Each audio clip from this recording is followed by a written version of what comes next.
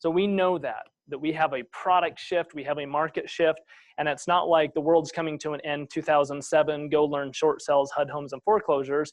It's a, hey, we got to figure out how to figure out affordable housing.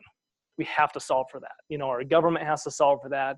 As realtors, we have to figure out how do we better help our builders and cities build affordable housing, which is just higher density. It's multifamily, right?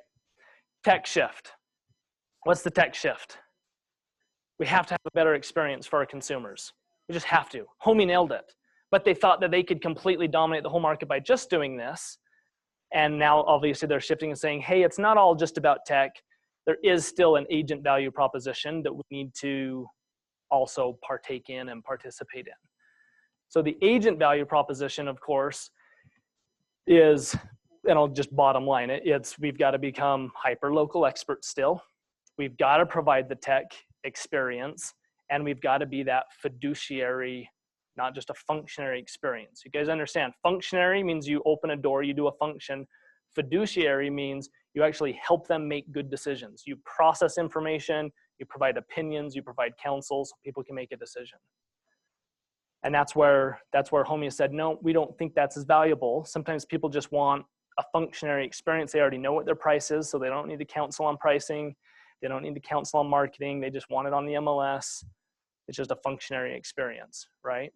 But now they're saying, trust us, we're all realtors, because they've realized people still want some advice. They want that hyper-local experience, right? Welcome, Sydney.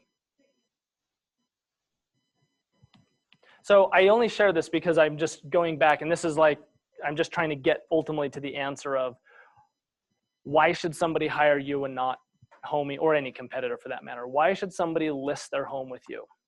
And again, buyers are easy because you don't have to really provide much salesmanship.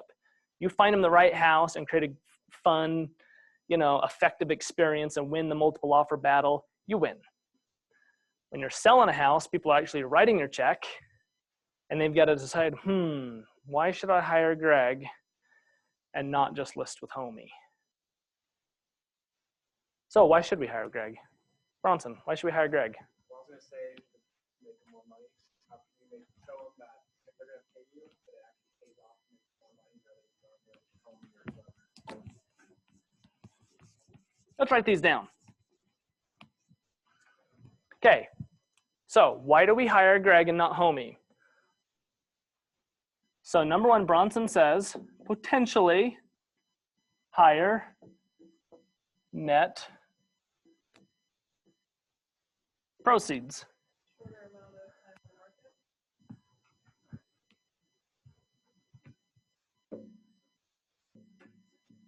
Well, I'll just days on market. Why else?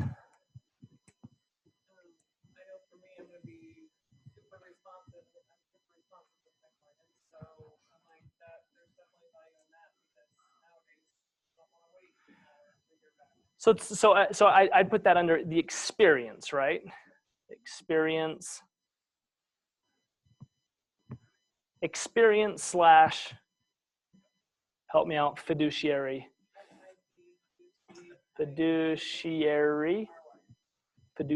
something like that, fiduciary, right? So you're communicative to make a great experience. What you're communicating actually is thoughtful. Let's go back to higher net, because this is the quick, dirty answer that everyone wants to go to. Will listing with Greg truly put more money in my pocket than if I list with Homey? It's using historical sales to prove that it would. Using historical sales? So like going from list to sell price, now comparing Homey to Yeah, I'm talking about me. Because you're right. If you want to compare like apples to apples, that's the easy one, right? Homey has a high expiration rate, but they also can't control it because it's a DIY type thing. But what about like me, the individual person? just counting my sales against Homey, is it still have the same effect? Or Yeah. can you say more specific than that? Let's get nitty gritty. Like you're in the listing appointment right now, and the homeowner's saying, "Are you really going to net me more money?" Is this where you'd want to bring in what you're going to do to get more money, like staging,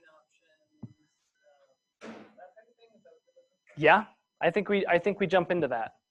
I was just gonna say like your processes overall. So let's bullet some of these. And let's start through the pipeline. I think this is important. Number one is CMA, right?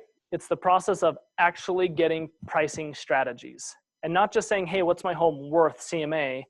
That's not enough. Right now, you can still figure out pretty close, even as a consumer. I've seen all my neighbors sell. I've been really into it. I think, everyone's selling for $330. I could probably get $330.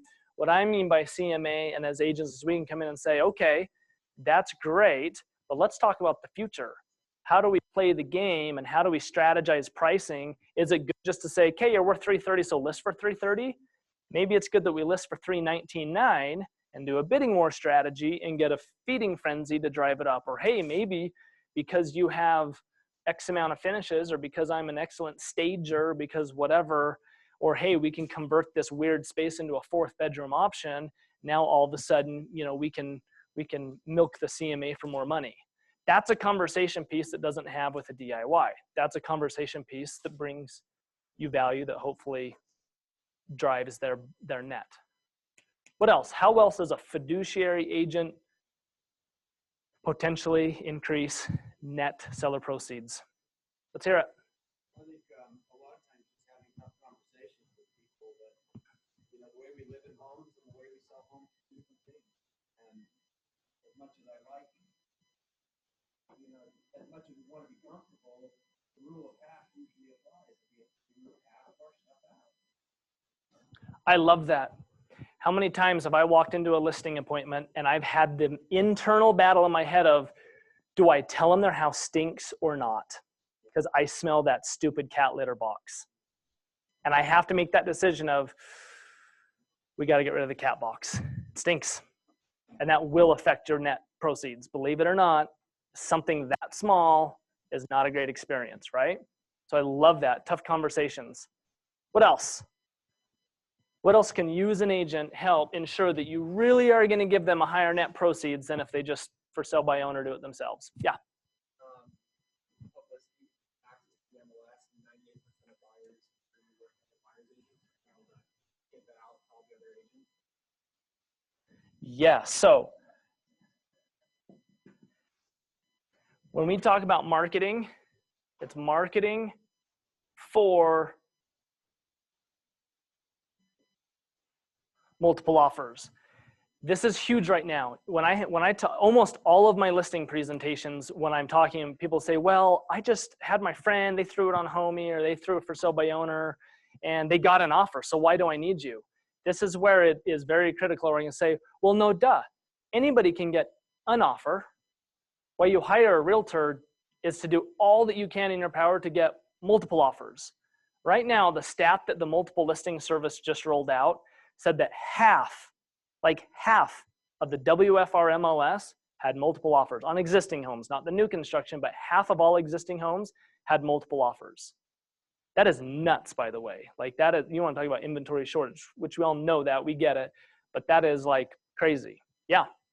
So I think the one thing I've learned over the years is that setting expectations is everything in this business. And part of what we offer is our experience and our foresight. And so, case in point, I've got a contract right now.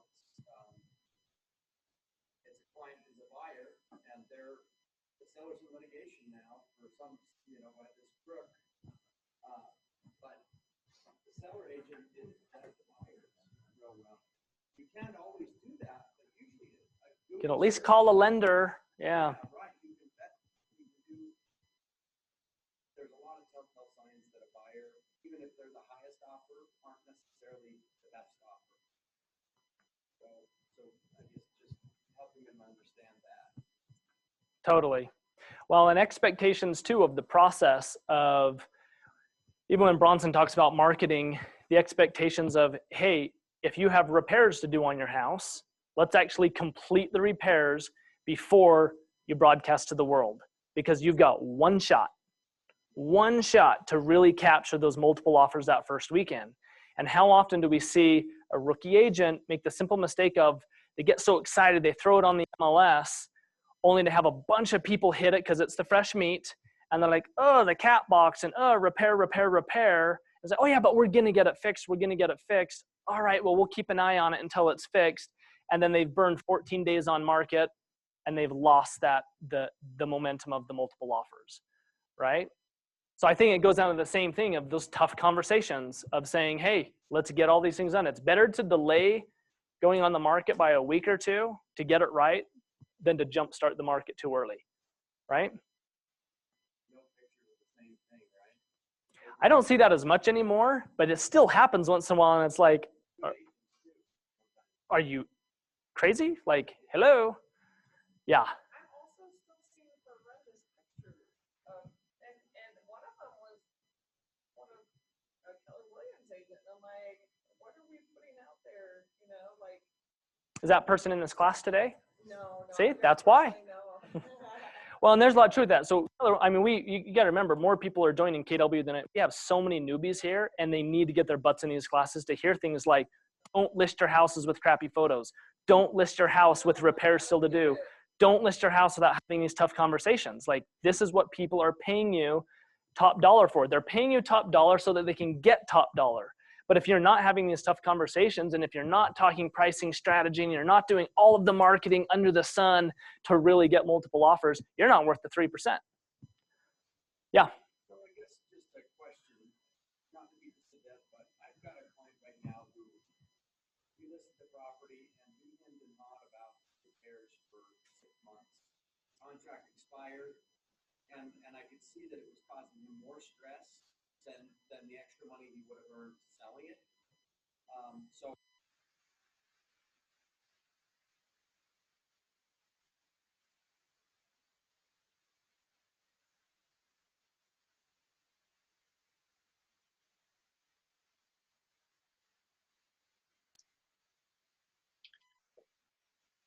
Hey, Clay. We can't hear anything.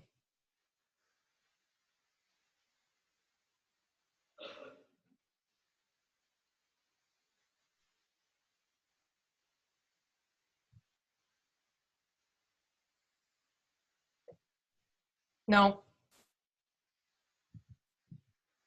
I'll text Josh.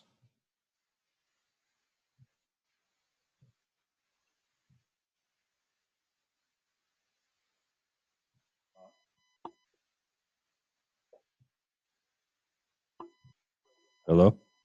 Okay, we can hear now.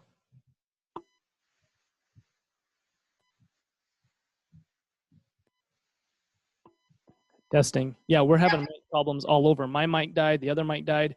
Daniel was just saying the tough conversation with his client of 6 months.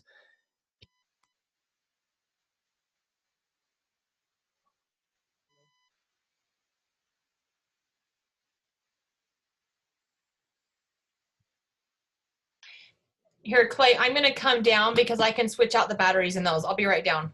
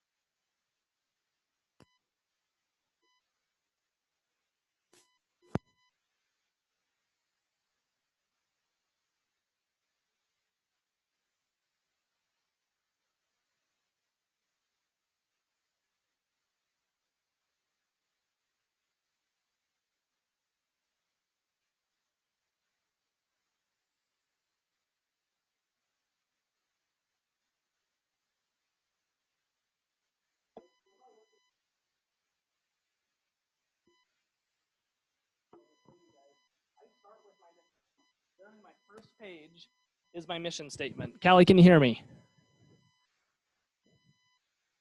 Testing, testing. Mason, Day Area. I can hear you.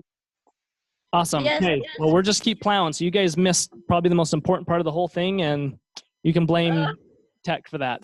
Just kidding. We're talking about taking it a level, just a little bit deeper than just, hey, I'm a great agent. I'm going to net you as much money possible. Like, what else on the value proposition? So I'm just sharing a few things out of my listing packet. So my first thing that I have on this is my mission statement. And my mission statement for me personally is build your legacy wealth and deliver your real estate dreams. Meaning I want to help my friends and family build legacy wealth through their real estate decisions, right? So netting the most amount of money for your house really does matter. That's literally the first page. That is my mission statement. And I'll talk to people just like I'm talking to you right now, and I'll let them know I want that to be the premise of this conversation. I want you making money. That is most important. Yeah, I want to do it in a quick time. Yeah, I want to have a great experience, but I want you making money. Yeah, will you just pull it? We just go to canva.com.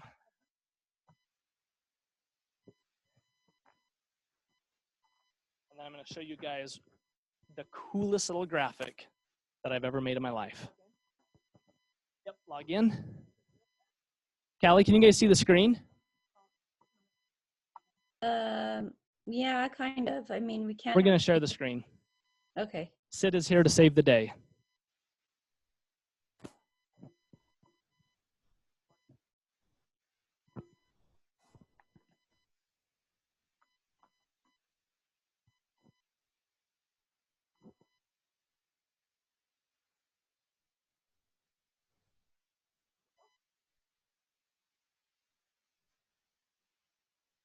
Cool, thank you. I'm just going to show you real quick. It'll be easier on the screen.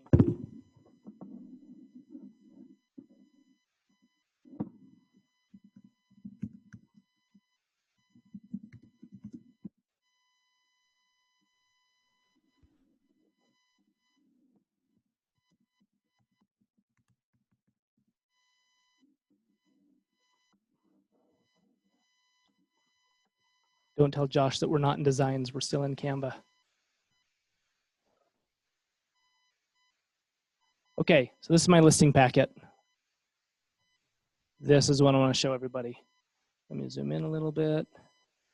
So I kind of developed this for fun to kind of show like above and beyond my menu of services as an agent. And as you guys were at Mega Camp, you heard like different agents talking about these random little services. I think I've got like everything in one menu.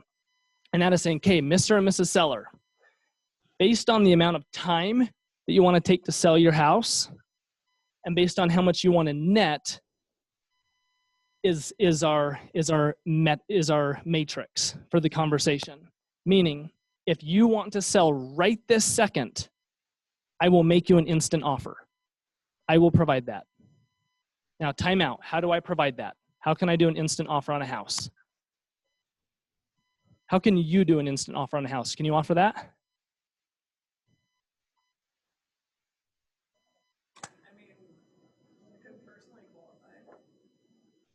This is the point I want to make. Every agent needs to know this. Yes, you can, because everybody knows an investor that will pay cash for a house. But again, your net is lower because it's got to be a deal. It's got to be a wholesale price deal. So if someone says, hey, I need to sell like yesterday, then I say, great, give me a couple of days. I'm going to do a CMA that works for an investor numbers. Usually it's about 10, 11, maybe even 12% under the CMA value, right? And then I have an instant cash offer. I'll close it in a couple of weeks. And here's the thing, if I can't write the check, you guys can't write the personal check, I promise you one text message to only about 3 people in this office, you will have a cash check.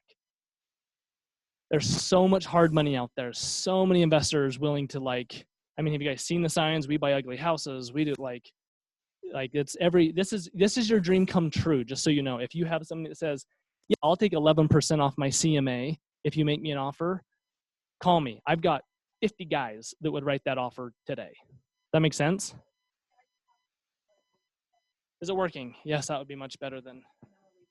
Remember to repeat the question. You guys just need to talk to them.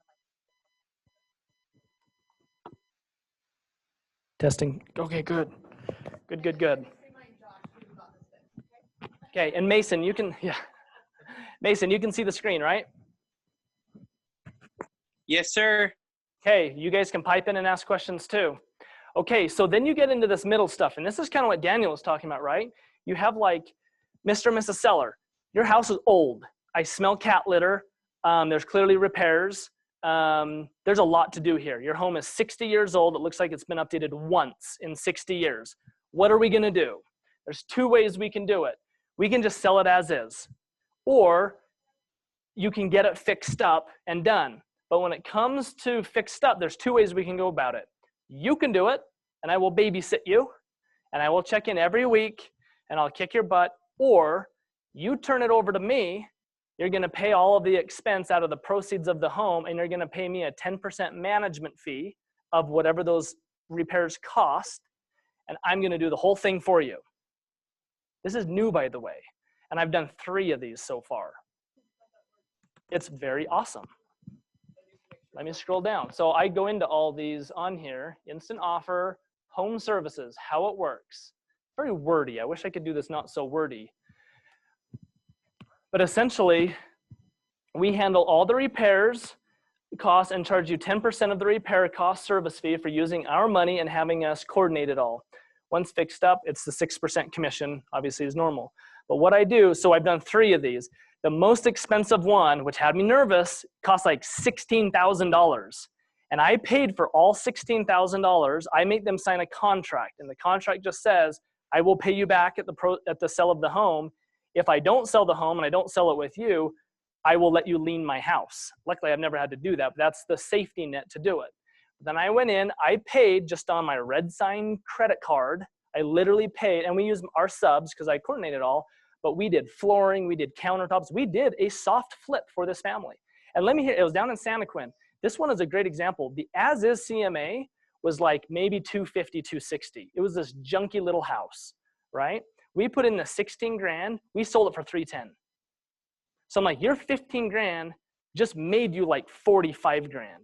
So you think that guy's singing our praises? Like, absolutely, but he didn't have 15, 16 grand to put into it. So we came into this and said, hey, we'll do this, but you're gonna pay us $1,500, right? 10%. You're gonna pay me $1,500 to manage it, but I just used all my, in fact, really, it was like one handyman and one carpet guy. Our handyman did almost everything, and a carpet guy. So like, the idea is like, you don't need a very big, robust vendor network to do this. We got the full 6% commission, and I got the $1,500 repair, and he was singing our praises because we just did a soft flip for his house. Yeah, you got a question? I haven't yet. The one I did in Tooele was like a 6 grand remodel, and it was just flooring. And the frustrating thing with them is their dogs had ruined it, and I had to like battle with them, like, if I'm gonna pay to redo all your flooring, I need your dogs like gone, like send them to the farm or get rid of them. Like they're just these big dogs. And I had a little bit of a battle with them on that, but ultimately, luckily, like we got the carpets done, listed it like the next day, and got the multiple offers that weekend while they were off camping with their dogs before the dogs came back. Yeah. But home services and instant offer are like these new concepts to at least my menu. 14 years I've been doing this. I've only offered these 2 services in the last 12, 18 months, right? Because we haven't had to. But nowadays, you go sit in someone's living room and you start to talk about, I can make you an instant offer. I can do a normal listing, whether we have to fix it up, or maybe you're already nice. We just call that a premier listing at 6%, you know, all that good stuff. Or guess what? Keller Williams has property management in-house. It's Samantha. Her office is right above us. We can keep your house. Let's see if you qualify to buy your next one. Let's build your wealth. Again, my mission statement is to help you build wealth through making great real estate decisions. Let's keep it as a rental. I have everything you need to do with this house. I have a service for that. So let's just pick one. What do we want to do? Oh, you absolutely want to sell it, but you've got time and we can fix it up. Great, let's just do this premier listing, home services. You guys can do the carpets. Great, you do that. We'll see you in 2 weeks. We'll list it. Let's move forward. Do you think Homey or some of these other agents or these newbies can actually sit down and can offer any of this menu? No, it's back to just that original conversation of, well, I'm going to hustle. I'll do really fun marketing. I'll bring out my drone and take some drone photos. Hire me. I think this is like you got to go way deep. You don't have to. You'll still win majority of listings, but I would challenge you, Greg, too, if you're losing listings, find out why. Is it just straight up the other agents are better closers? Or is there even some menu options where they're like, well, the other guy offered to like help me fix up my house a little bit. And maybe that's why they went with them and not you. I don't know. You know, you'll. But they've also probably have a lot of these good things put into their package that help them.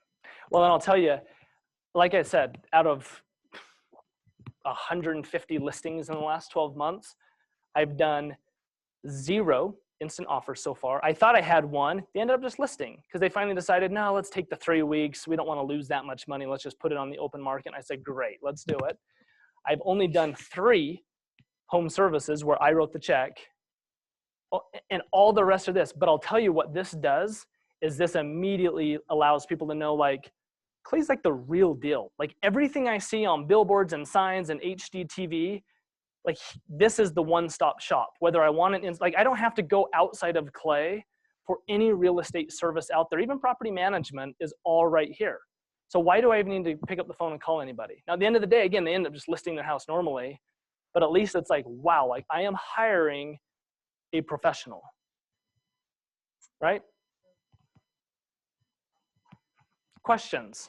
Yeah, use the mic, good job. So whenever I see as is, I think they're not doing anything to fix it up. Do you ever have people that are like, look, I just want to sell it as is. We're not going to de-junk. We're not going to fix anything up. And you just kind of let them know. I mean, is that something you ever say is an option? Or do you kind of be like, no, we need to at least do the basic things and get it staged and so forth. So Of course it's an option. And just like Daniel said, this is a very hard conversation. This is where I'll usually start the conversation on saying, on a scale from 1 to 10, how honest can I be with you? And I always say that with a smirk, and they'll say, well, duh, be a 10. I'm like, thank you. We just got to talk about the fact that if you sell your property as is, you will get hammered. You will leave money on the table. Now, in this market, not as hammered as you normally would. Surprisingly, meth houses have multiple offers. Like, it's a great market, right? But you still will leave money on the table. You will still get less offers than you would if you had a nice fixed up, flipped house. So you're leaving money on the table. But that being said, it's okay. So my only conversation I have is if you really don't have the energy or time to do it, would you consider letting me fix up your house? No, I just don't even want to go through. I don't want to move. I don't want to lose. I just want to stay here on my couch the whole time, whatever. And fine, as long as you have the expectations, I'm still the guy for the job. So I'll give you another example. I had a listing 2 weeks ago. You guys may have saw it in team meeting. I listed a duplex in Provo with 8 female BYU students. It's in the middle of class. It's in the middle of COVID.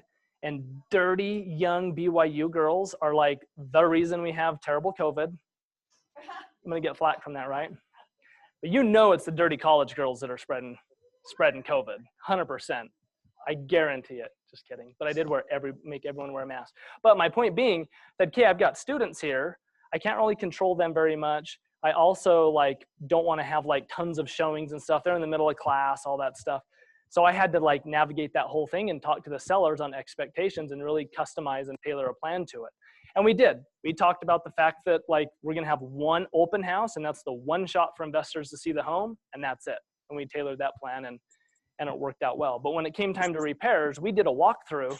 We did a couple of minor repairs, but ultimately it's as is. We can't kick all the tenants out and do a full-on remodel. But it also wasn't nasty. But they were. It was awesome. I wanted to buy it. Oh yeah, I'm glad you came by, Mason. Yeah, which I had it sold that night, by the way. I'm sure you did. Yeah, thanks for stopping by. I made Mason wear a mask too because I didn't want him to catch COVID from the girls. Okay, questions? I got a comment. Please. I rent to about 70 BYU girls. Okay. And I agree with you 100%. I say that tongue in cheek, but there's also truth to that. He just said he agrees that dirty BYU college girls are the reason COVID is spreading. I don't know what it is, but my dirtiest tenants are always the young 18, 19-year-old girls. I don't know why. They're so messy. Yeah. Well, teach her Teacher, you can't put egg shells down a disposal. You can't put asparagus down a disposal. Yeah, oh my gosh. Yeah, when I walked through that, I was like, I don't even want to look at the bathrooms. Don't even want to look at that. But yes, college students, what a joy. Okay, I know this seems like, well, this isn't a bunny trail. This is kind of the meat of like, I wanted to talk about, again, this, if you get nothing out of this class, the whole purpose is, what is your value? Why should I hire you, Spencer? Why should anybody hire you? Why, you know, what is it that you can provide? I want you guys to walk out of these classes with just a few more little nuggets of like, oh, like, yeah, this is why people should hire a full service, you know, fiduciary agent at Keller Williams that is learning, you know, all about the market. They're hyper local, they're techie, they're all, you know, we've got to just continue to improve. That's the best thing that's ever happened to Utah County. And the Homey situation is Homey has put our feet to the fire. You've got to up your value proposition.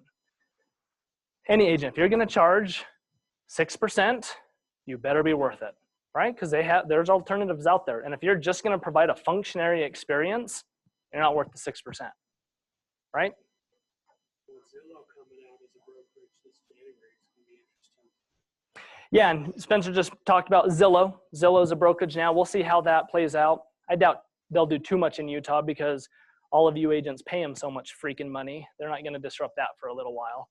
But Utah is like very high on paying for Zillow leads. So I don't know how they'll disrupt that anytime soon, but it will. It'll happen eventually.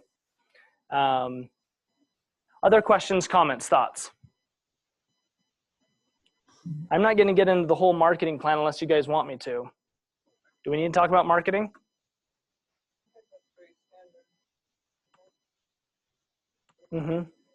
What other questions do you guys want to cover while we're in here?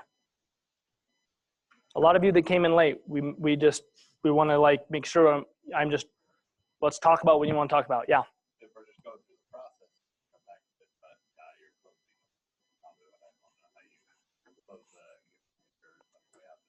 So Greg just asked about closing the appointment.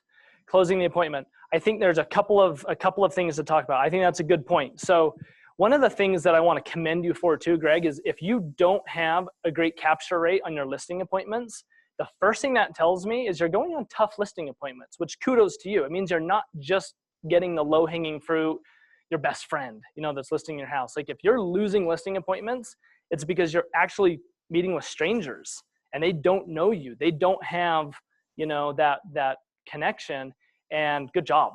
Like the truth is, like a lot of agents don't do that because it's scary and it's nervous and you put yourself in a position to get rejected. So that's the hard part. Now, if you get those, couple of things. It all comes down to not just a closing, but multiple closings throughout the process. First things first, when you're setting your listing appointments, do not cheat the pre-qualifying questions. I will not go on a listing appointment, whether it's my best friend or a total stranger, without asking a few fundamental pre-qualifying questions, which are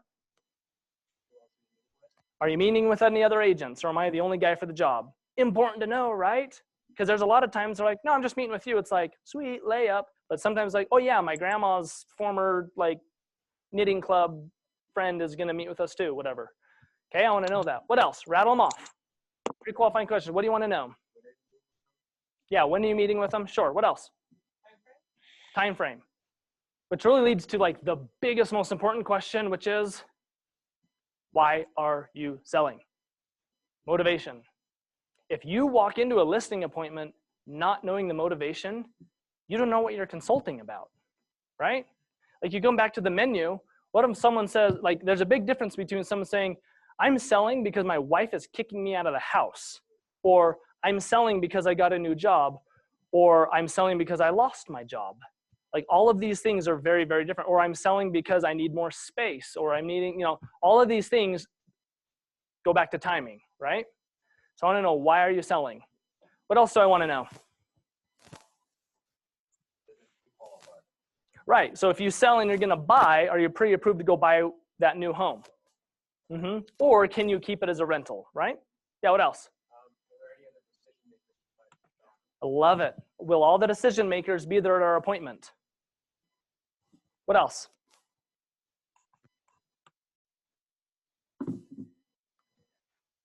My favorite quote, well, you can always ask, what do you owe on the property? You know, what's your balance? Yeah. Ooh, I love that one. What do you think your home's worth? Because that tells me what? That tells me, am I walking into I got to beat up this poor seller, or do I get to walk in and be the hero because their CMA is going to come in higher than what they think their home is? Completely changes my preparation for that appointment. And then the last question, and feel free to write this one down. This is the soft close. But this is, hey, Greg, when I meet with you this Tuesday night, do you plan on listing your house with me? Assuming we can agree on price, assuming my marketing plan looks good, are you planning on signing with me and getting started? How many people ask that on the phone when you're setting the appointment?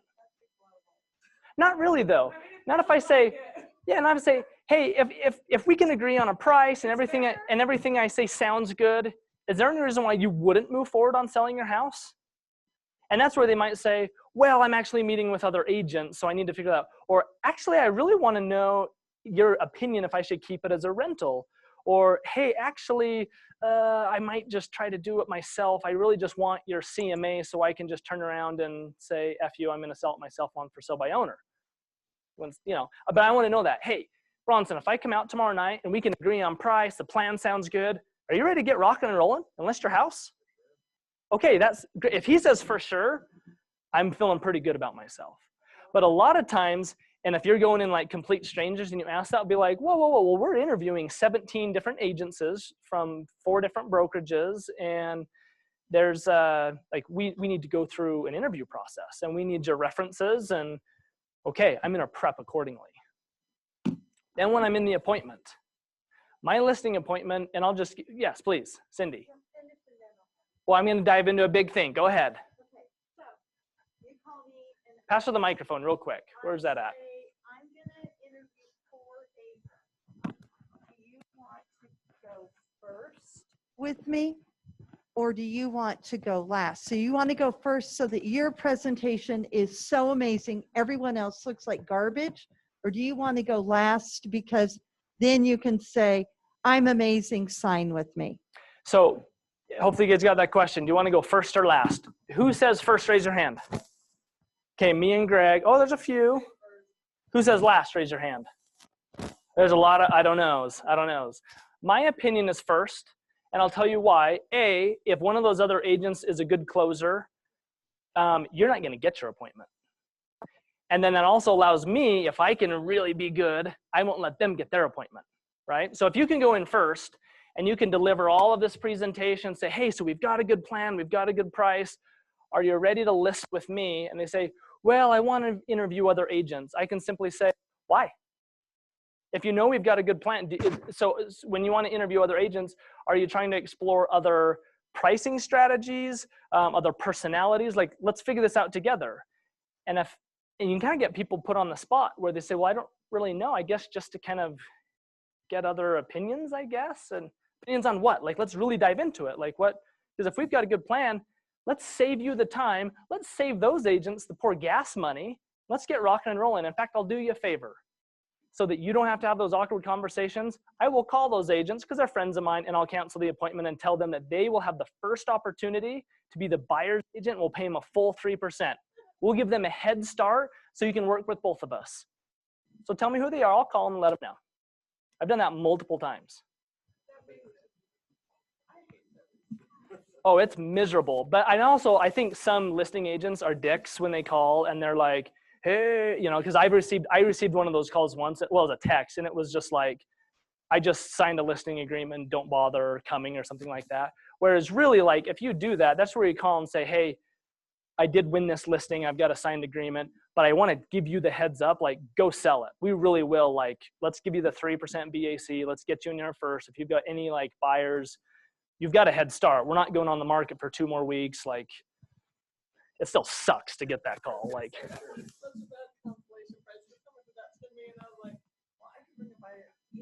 I know, totally, yeah. But for the seller, you got to remember, most people would rather still hold those listing appointments than have to have the hard conversation of like, I know I told you I wanted you to come over, but the first guy was just so good, I just signed with him. I don't know. So that's again why I prefer to be first, because I don't want to get those calls, I want to make those calls. right? So I choose first. Yeah. I think that response, for the most part, is right out of the Yeah, so Spencer just said that response is out of the Ignite book. It is. Yeah. Yeah. So where I was going earlier too is my listing presentation, whether it's an hour long, 2 hours long, or 30 seconds, really just revolves around, and this kind of goes back to closing. I'm going to try to tie it all together. But my listing presentation usually is around, I got this from Ben Kinney, is the 3 ingredients to sell a house. And it's Mr. and Mrs. Seller. There's only 3 ingredients to sell a house. And everything we talk about falls into one of these buckets. The first one, and most important, of course, is our pricing strategy. The second is my job, which is your marketing strategy and the showability of the marketing strategy and exposure of your home. And the third ingredient is the condition and how your home shows. And that's on you.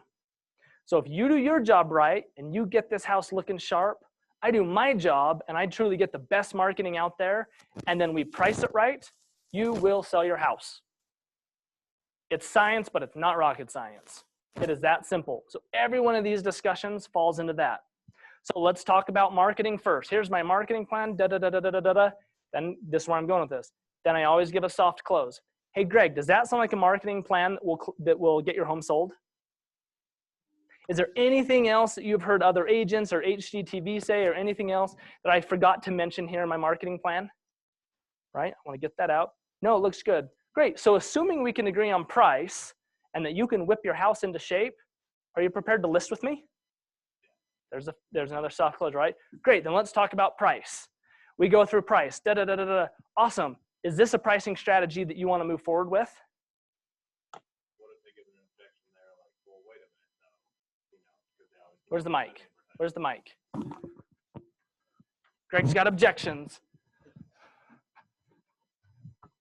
So on price, the most common objection I always hear, if they don't want to go forward with multiple offers because they think they're leaving money on the table for some crazy reason, is that they'll say, well, my neighbor over here just sold here, listing it extra high, and they got their offer. It was one offer, but they got their offer and they sold it. And so then I'm like back to the drawing board. Well, we got to go back to the multiple offers, and they're a total believer of, no, we just need to list it really high and get that one offer. So Zoomers, did you hear that? And hopefully you can look at the little I box heard it. and Yes. see my board. So that's a really good point. You guys heard that. And that's what if you're not really comfortable on price?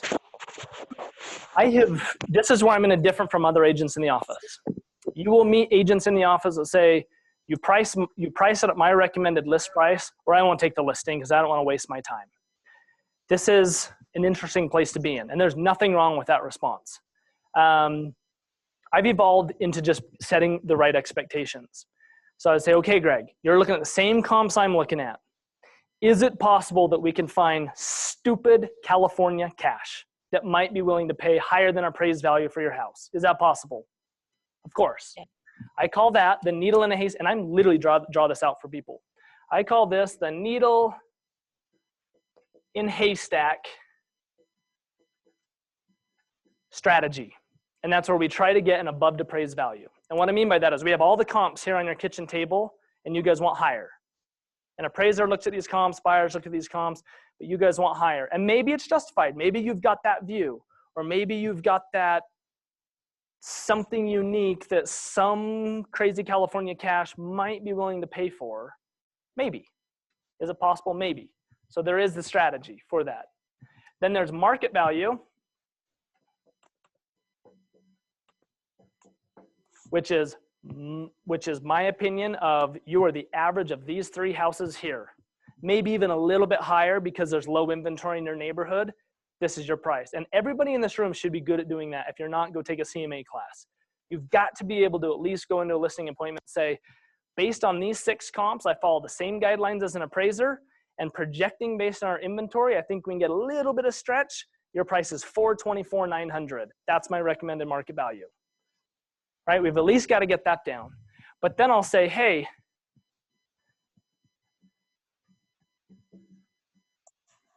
then there's the bidding war strategy.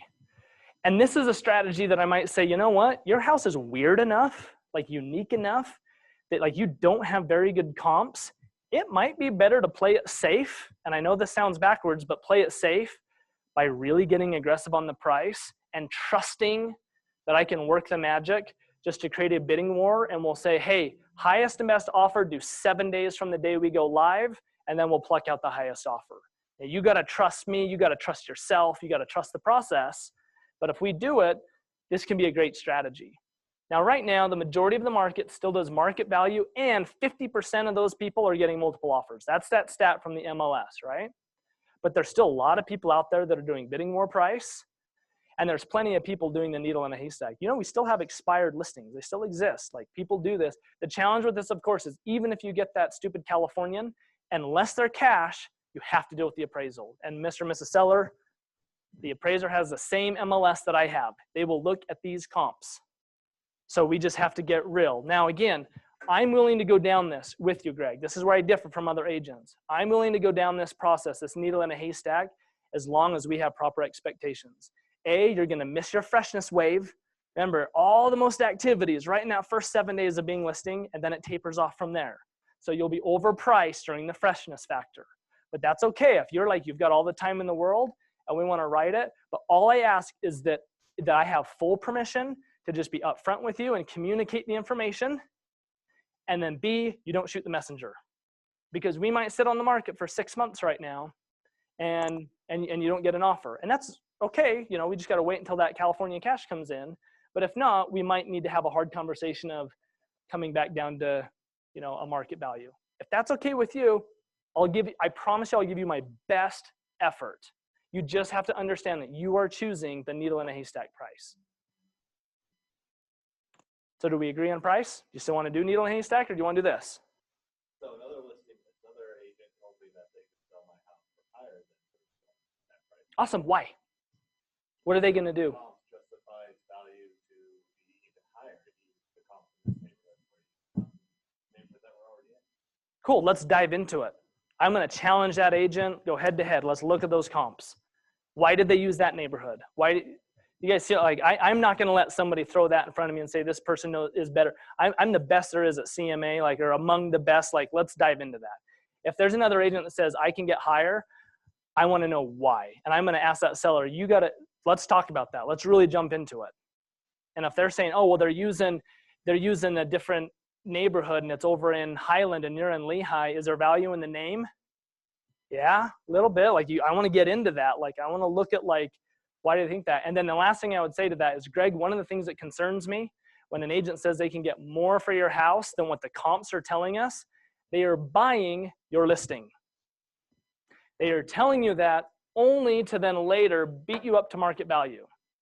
They are buying your listing by wooing you in because they are telling you a higher list price than I am, only to later come to reality and have to beat you up to market value. I would not trust that agent.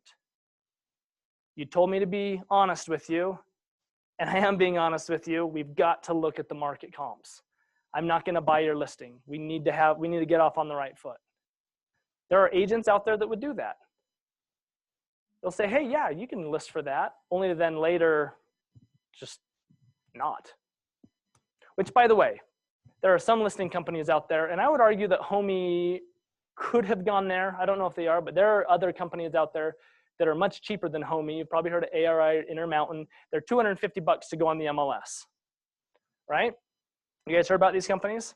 So if a company lists a home for $250 on the MLS, that is their loss leader, right? Which means they make their money where? Buyers, right? We all understand this concept. This is a fundamental business model that is not new to real estate. We've always had them. There are agents in this brokerage who we've had to confront that say, I will list your house for $1,000. He has since left this office because he was admittedly doing this business model, and it's odd. And that is, hey, I'll list your house for free because I'm going to make it up on all the buyers, which means they are monetarily incentivized to keep your house on the market for as long as possible because they're using listings as buyer bait. It's a great model when you think about it. So they get the sign calls, they get that to then turn around and go sell other listings that are offering that BAC. And it's not a secret. That's how Intermountain works. That's how ARI works. Like, that's how a lot of these work. And so I'll tell sellers that sometimes. Sometimes when I see somebody that will do it for no commission and there'll be this crazy high price, I'll tell them, "Oop, time out. If they're not making money off of your house selling, they are being incentivized by something else. And it could be that they're incentivized to go pillage buyers off of your listing and sell them other stuff, which means they want your sign, his sign or her sign in front of your yard for as long as possible." That should scare you. Yeah.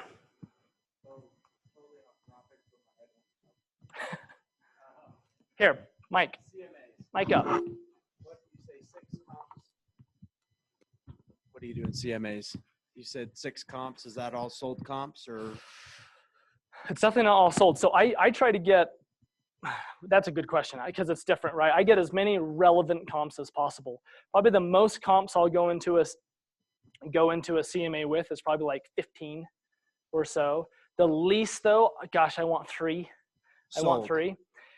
So yeah, I always have like sold, but I want under contract and I want actives for sure. I definitely want, honestly, the under contracts are most important. Mr. and Mrs. Seller, these under contracts are your solds. These are the literal ones that the appraiser is going to use because by the time they close, our timing is set. Like those will be our comps on our appraisal. Right? So under contracts are most important, but I want to know actives and I really want to know if there are no actives because that allows me to be a little more liberal in telling my sellers we can stretch. If you've got no, like if you're in a condo complex, because again, it's the day of the condos, right? If you're in a condo complex and you have no comps, no active competitors, we might have appraisal problems, but we're going to stretch that bad boy, right? Or do a bidding war price and just be prepared. We're going to be reviewing 12 offers, right? Because we don't have the actives. So yeah, I always want to know my actives. I always want to know my under contracts. I don't usually look at expireds nowadays. Doesn't matter. Doesn't matter.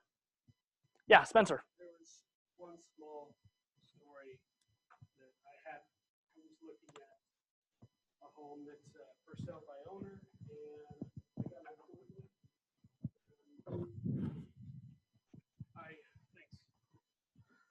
I showed him a couple comps. Can you hear me okay? Yep. All right. I showed them a couple comps. They were definitely not satisfied with that because the most I could find in what they had, the amenities, the square footage and everything was around 420. And they were looking at 575. And I was saying, okay, well, please help me understand how you're looking at this. And they said, well, our home is better quality than these other homes made by another. And I said, okay, well, that is a $150 difference there between the 420 and reasonably. And then I gave them what I called the big comp was if you're going to play in this ballpark, you've got to have what they have. And the big comp had the 575 price point, but it also had, although it had 100 square feet less, it had 3 more bedrooms and 2.75 more bathrooms. And so I'm showing them, this is what is available at your price point. Right. It's a whole lot more than what you have. And I didn't expect to win any points because I was already. You're just telling the truth. Yeah, Yep. I was already digging myself a bit of a grave with these people, but I thought, they won't see a reason with the comps I have. And my comps were legit. I checked them 3 times. And they still didn't want to understand that they were not in that category, but they wanted that kind of money. So what'd you do? For me? Walked away? I walked away because they wouldn't agree to anything. Right. And that goes back to my first point is you will have to make a decision when you're in those situations to list an overpriced house or not. Right. And sometimes it's like, you know what? I've been with plenty of people where it's like, it's not even worth listing an overpriced house because we're not going to get along. Like it's, if every time we have a conversation, it's a confrontation, let's just not go there. But if people are reasonable and I can say, hey, I don't think you're right, but I'm willing to explore that realm for a week or two. Because the phone will tell the truth. If my phone rings, you might be onto something. But if my phone is dead silent, I want permission to be able to tell you that my phone is dead silent. And if it is dead silent, you cannot shoot the messenger. Fair enough? And if they say, okay, fair enough, but I want to just try the needle in a haystack, I at least want to give it a shot because we think we're as quality as this. Okay, fine, I will go there. But we've got to know that we are venturing into, and there's a lot of weird real estate out there where you just don't have comps.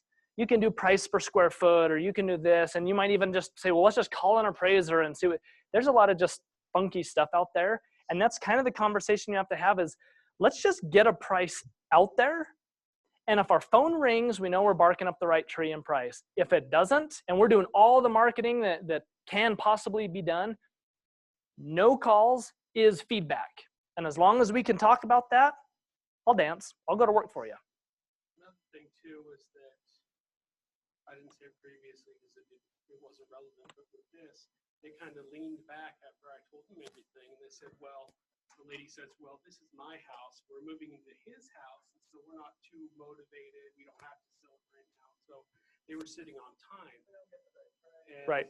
Yeah. And so as well, they were willing to have it be for sale by owner forever because that was not a big deal because their kids are moving out and they just have all the time for them. But at the same time, I'm willing to go down that path as long as expectations are set. And I'll even tell a seller straight to their face, I'd love to have my sign up in front of your house for 6 months and get buyer calls off of it. They're going to call me. They're going to find out that you guys are way overpriced. Maybe we get that lucky California cash and you sell. But in the meantime, likely they'll just go buy other stuff. And I'll just be completely upfront with you. Like, if that's the case, like, I'll still move forward. I might still take an overpriced listing. I just want to be very upfront with my sellers that, look, I'll still do my best to sell your house, but it's probably not going to sell. And if you want it to sit for 6 months, I'll do it. That's why I say I'm different than most agents. I will take an overpriced listing because I do want my sign up. I do want the branding. I do want the MLS listing. And I might get lucky with California cash. But if it has to match their motivation. If their motivation is not, hey, I can just sell whenever. If it's like, well, I need to be at my new job in Layton in 90 days, and they're talking to me about like, oh, I want to be $150,000 overpriced. I need to have that tough conversation. We need to get into it. Sorry, another thing too is that in their neighborhood, that's where the comps were, and the big comp was just 5 miles out, and I couldn't tell them, well, you're here. I did, but they were here, you're here, and this is what we're looking at because this is your ballpark. Well, you already said it. Some people just won't hear it. They just won't hear it. Yeah. Brett. I think Angie Fisher said. I think it was Angie Fisher that said she won't work with jerks. I don't know if they're jerks or not, but if you're going to butt heads from the beginning, it's not worth your time. Yeah. And then the other thing on that is, it seems like, in my opinion, you would talk to them about days on market. You list too high. Now when people are looking, they see yours has been on the market for 50 days, and when everything else is selling or going under contract in 5 or less, now they think your house is damaged. Right. Yep. You shoot yourself in the foot, and you've got to talk to people about that. Days on market matters. Once you've gone past about a month on the market, you will get a low ball. And there's not a human with half a brain out there that's going to give you full price once they see days on market is 20, 30, 40 days. Unless you've done a price reduction, then it might reset it. But if you're still at your original price, you've lost it. Yeah. We've got to wrap up. Anything else? What's the biggest aha? Let's get to. What's the biggest aha out of the class today? Go. Menu of services. Awesome. What else? I love that too.